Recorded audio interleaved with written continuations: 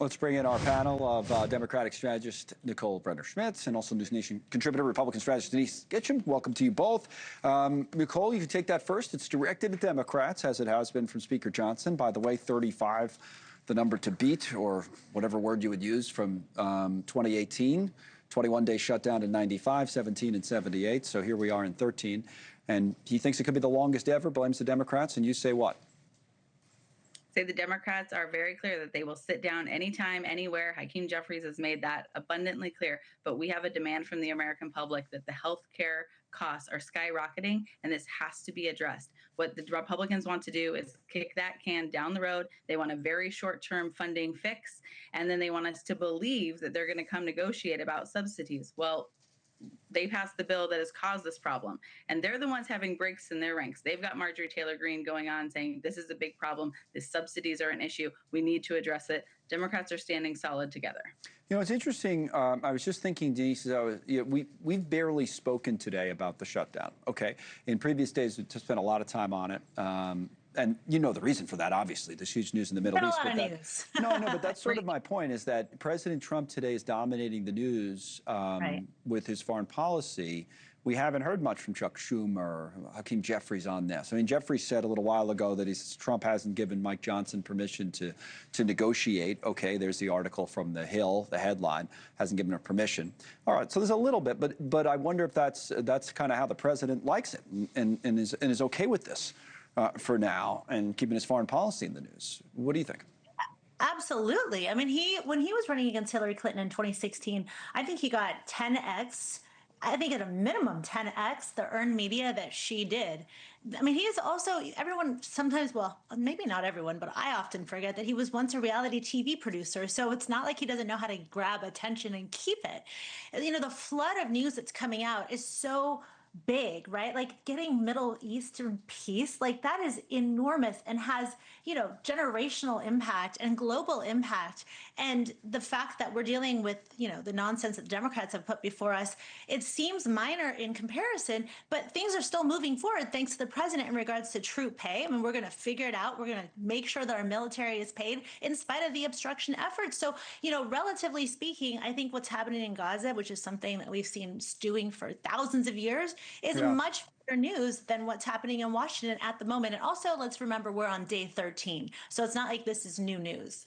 No, it's not. But does it shift the dynamic that last week, I think, Nicole, what you brought up was sort of what was emerging, was that, you know, there were cracks in the Republican ranks and the Marjorie Taylor Greene comments and some other moderate Republicans joining her, and maybe they're going to give it on health care more in favor of the president if this news that, you know, Denise and I were just talking about stays as the dominant kind of news cycle headline, that, you know, they can put up with this for a little bit longer, and there are Democrats then on their heels at some point. I mean, how do you see it playing out? I think the American public is smart. I think the voters are smart, and they get underestimated all the time. They can understand what the humongous news that this is and how positive it is, you know, not just for these families, the hostage families, and for Israel, but for, you know, a global certainty and peace, and understand that it is the Republican Party that is causing this shutdown and that they are not coming to the table. As Jeffrey said, Mike Johnson is not negotiating. They are not trying to seek a bipartisan compromise here. They really thought that there would be a certain number of senators on the Dem side who would break.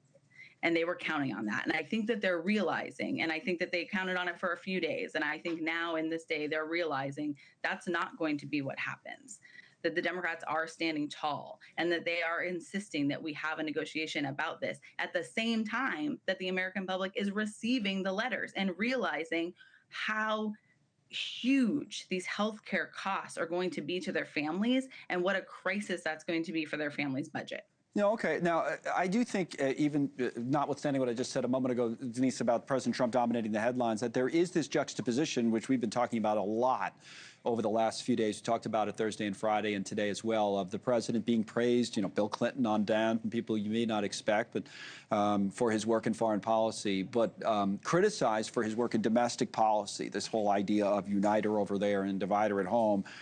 Speaking of former presidents, Barack Obama was on the last edition of this podcast with Mark Maron talking about the National Guard and things like that, and said the following. It wasn't controversial for me to go to other countries and say, you know what, it's a good idea for militaries to be under civilian control. You know, because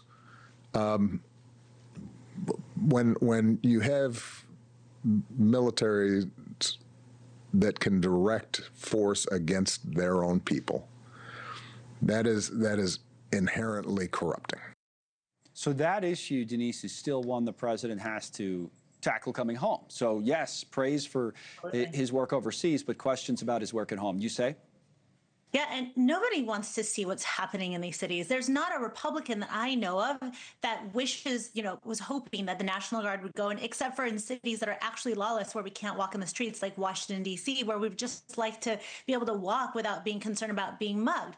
That's my reality in Washington, and people can argue with me about it, but that's how I feel when I'm in Washington, D.C., and I've been there for 25 years. So, in Portland, I haven't seen any evidence of any National Guard movement beyond the block that ICE is actually located in. So when they talk about attacking a city, National Guardsmen aren't going places where there's no protest, no violent protests. They're only going places that, we covered it all weekend on NewsNation, where we saw that protesters were actually breaking the law by blocking federal agents from coming in and out of the ICE facility. That's illegal under Title 18 of the U.S. Code. So when cities refuse to enable their law enforcement to enforce the law, and when they actually allow protesters to get in the way, to obstruct the law, what are we supposed to do if we want to actually enforce the law, uphold the Constitution, the Supremacy Clause, the Equal Protection Clause, and actually the federal law, Title 10 and Title 18, which make it illegal for the protesters to be doing what they're doing? If you can't enforce the law in your own terms, then you leave us zero recourse except for to send in people who can. Little tight on time, so last word on this goes to you, Nicole.